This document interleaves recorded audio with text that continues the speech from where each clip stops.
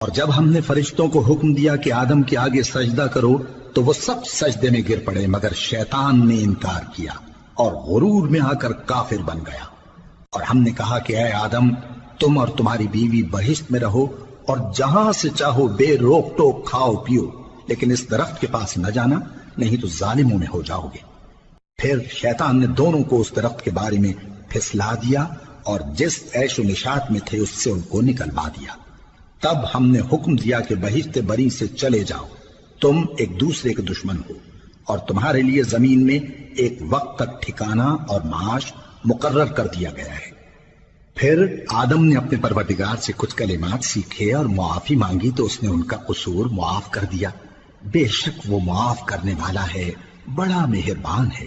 ہم نے فرمایا کہ تم سب یہاں سے اتر جاؤ، جب تمہارے پاس میری طرف سے ہدایت پہنچے تو اس کی پیروی کرنا کہ جنہوں نے میری ہدایت کی